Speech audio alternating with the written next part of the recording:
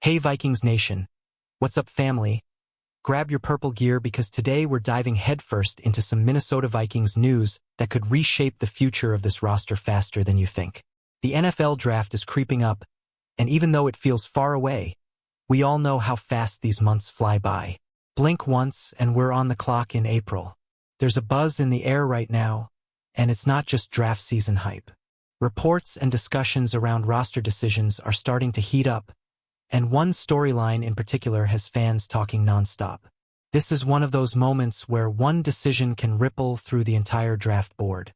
So stick with me because by the end of this video, you'll see how one situation could completely change the Minnesota Vikings draft strategy. And trust me, the possibilities are wild. Now let's talk about the elephant in the room.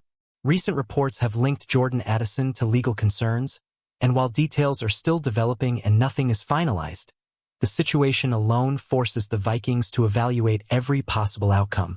In the NFL, uncertainty can be just as impactful as reality. Addison is approaching a crucial point in his rookie contract timeline. Extension eligibility and future options are coming into focus, and the front office has to decide whether stability or flexibility is the smarter move. These are not emotional decisions, they're calculated chess moves. As fans, we love the talent, the highlights, the chemistry, but the business side of football never sleeps. And that's exactly why this draft conversation matters so much right now. There is a real argument floating around that the Vikings could explore moving on, depending on how things unfold. This isn't a prediction. It's a possibility that smart teams always prepare for. If that door opens, replacing production becomes priority number one. Justin Jefferson is still the heartbeat of this offense, but we all know how critical a strong WR2 is in Kevin O'Connell's system. Defensive coordinators feast when depth disappears. Balance is everything. So if the Vikings do pivot, the draft becomes the tool to reload, not rebuild. And that's where this mock draft scenario gets extremely interesting. Let's jump into round 1, pick 18. Imagine this moment: the commissioner walks up, and the Minnesota Vikings select Denzel Boston, wide receiver out of Washington. Yeah, I can already hear the debate starting. A wide receiver in the first round feels bold, but context matters. This draft class is deep, talented, and versatile at the position. If the Vikings want to stay explosive, this is exactly where you strike. Boston brings something different to the table. At 6'4", he profiles as a true X-receiver, a body type and skill set this offense hasn't leaned on heavily before. What jumps off the screen with Denzel Boston is his dominance at the catch point. He doesn't wait for the ball, he attacks it. That's a trait that travels on Sundays, especially in tight coverage. Kevin O'Connell loves versatility, and Boston gives him a new tool in the toolbox. Red zone fades, contested third downs, physical matchups. This is where Boston shines. If the Vikings want to diversify the offense and make defenses uncomfortable, this pick makes a lot of sense. It's not flashy, it's functional dominance. Now let's slide into round 2, pick 49, where the Vikings address a quietly massive need. Safety has been a pillar of this defense for years, but change is coming whether we like it or not. Josh Metellus is under contract, but the future of Harrison Smith is uncertain, and his legacy is already cemented. Minnesota needs to think about tomorrow, not just yesterday. Enter Dylan Thieneman, safety out of Oregon. This is a name Vikings fans should start getting familiar with right now. Thieneman transferred from Purdue and didn't miss a beat at Oregon. His football IQ pops, his angles are clean, and his instincts are exactly what Brian Flores demands. He plays with that old-school safety mentality, physical, disciplined, and fearless. Sound familiar? Yeah, there are shades of Harrison Smith in his game. Plugging Thieneman into this defense could be seamless. He doesn't need to be a superstar day one, he just needs to be reliable. And reliability wins games.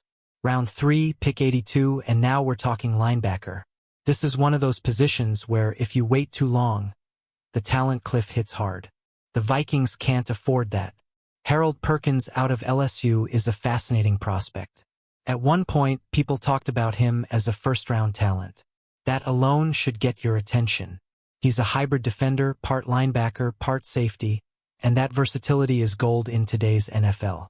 especially in Flores' aggressive, deceptive schemes. Perkins plays fast, reacts faster, and brings energy every snap. Yes, he's lighter than traditional linebackers, but modern defenses thrive on speed. If he adds muscle and continues developing, this could be a long-term defensive chess piece. High upside, high motor, high impact potential. Later in round 3, pick 97, potentially a compensatory selection, the Vikings turn their attention to cornerback.